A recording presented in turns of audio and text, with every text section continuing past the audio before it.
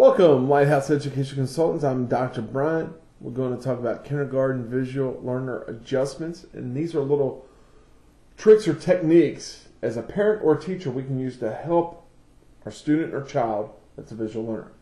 Please click on the link below, join our email list. By joining our email list, you'll get a lot of free stuff and information from Lighthouse Education Consultants.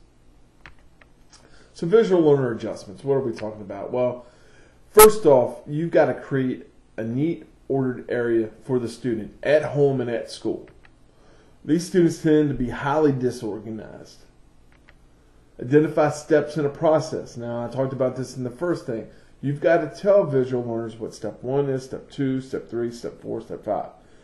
And it really works better if you can just do one step at a time with them. Now, that's good. You know, as a parent doing one-on-one stuff, that's easy to do. Here's step 1. You don't have to call it step 1, but do this, and then do this, and then do this. As a teacher, sometimes it gets to be a little, overwhelming. You have 25 kids in your classroom. You may not have time to give complete instructions to a visual learner, but the more you can put it to them in little steps, little chunks, the better off that student will be. Use visual instructions if available, and sometimes it's possible to have visual instructions of, here's what I want you to do, and you see somebody, already maybe a picture of a student cutting something out. And the next one they're coloring it, and the next one they're putting paste on the back, and then they're putting it on the poster board. So you may have that already available for them. Create worksheets with a lot of contrast, and if you're a parent and you're looking for stuff, look for worksheets that have big, bold, black to white, and the big, sharp, bold lines, because that contrast helps that student learn better because that's how they're seeing things visually.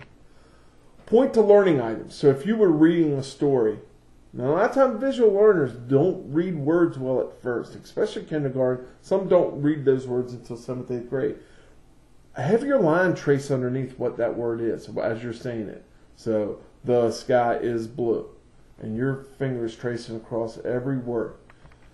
But then when you're teaching the student, have the student do the exact same thing too, because now they can start lining up the word with the sound they're hearing, and if they have a visual clue they can put in there. Because what they're going to remember is not the words. They're going to remember that the sky is blue, and they're going to see, maybe some mountains and a green field and a blue sky, maybe a white cloud.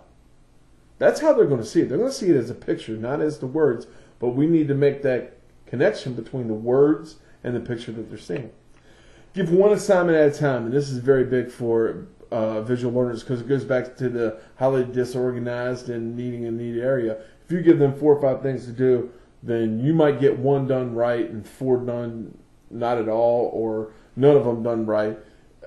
If you give them 1 at a time, they have a better chance of being successful. And then finally, give 1 worksheet at a time. And then again, that's the same idea. Hey, you've got to do these 10 sheets because they're never going to get 10 done. But if you do 1, all right, here, and start switching back and forth, they'll do a lot better. And I've seen this with visual learners where they'll do one side real well, and it's obvious the other side you got to do the exact same thing, and they never flip the page over. And it makes you frustrated, man. Why didn't you just flip the sheet over? Because that's not the way they are. They need you to physically come over and say, all right, look, flip that sheet over, work on this side now. So thanks for coming by. Look for other Lighthouse products. We have a lot of stuff on time management, goal setting, study skills. Please click on the link below, sign up for our email list. By signing up, you'll receive access to 4 free webinars. And good luck in reaching all your educational goals.